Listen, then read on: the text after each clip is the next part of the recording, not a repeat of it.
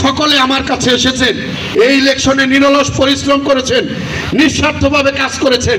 ইলেকশনের পর কি কারণে জানি না আপনাদের মধ্যেও কিন্তু ছোটখাটো ভুল কিংবা অবন্তিক তৈরি হয়েছে। আমি আপনাদের কাছে অনুরোধ করব, এই আশুলিয়ার শ্রমিক সংগঠন মানে এমপি সাহেবের নেতৃত্বে একটি সাজানো বাগান। ছোটখাটো বিষয়কে পুঁজি করে এত সুন্দর সাজানো বাগানটা কেউ ভাঙার চেষ্টা করবেন না, তাহলে ক্ষতি আমাদের হবে, ক্ষতি আপনারও একদিন হবে। কারণ দশে মিলে করি কাজ, হারি জিতে নাহিলাজ। আজকে আমরা গর্ব করে বলতে পারি, আমি আমার এমপি মহোদয়কে যখন বলেছি, ভাই শ্রমিক সংগঠনগুলো এই ইলেকশনে যা করেছে, উনি আমাকে স্পষ্ট বলেছে তুমি কি বলতে চাও। আমি বলছি, ভাই ইলেকশন গেল, সবাই কম বেশি আসে, অনেকেই যারা আমাদের ইলেকশনও করে নাই তারাও এসে সৌজন্য সাক্ষাৎ করে মালা দিয়ে ছবি টবি তুলে যায় না?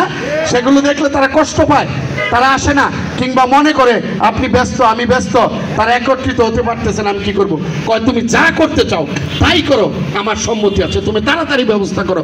এবং আগেই আমাকে এই জিনিসটা তোমার বলা উচিত ছিল। আমি বলছি, ভাই যাই হোক ভুলভ্রান্তি হয়েছে, আমি তাদের সাথে কথা বলছি, আমরা অতি তাড়াতাড়ি একটি ঈদ পুনর্মূল্যায়নের ব্যবস্থা করি, যেহেতু সামনে পহেলা মে আছে, গরমও বেশি। ভাই বলছে তুমি তাড়াতাড়ি আমার সিফাত কমিউনিটি সেন্টারেই করো। আমি আসলে আপনাদেরকে ভাই বলবে, আমাদের মাননীয় এমপি মহোদয় আছেন, উনি আপনাদের সাথে সৌজন্য সাক্ষাৎ আজকে হলো আপনাদের ব্যাপারে।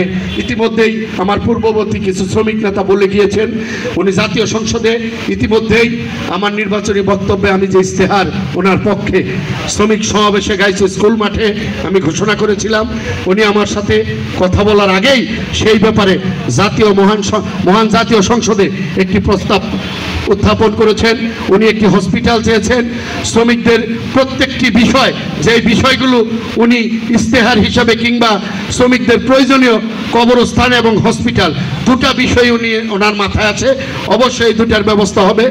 আমি আজকে এই গরমের মধ্যে আপনাদেরকে আর বিরক্ত করব না।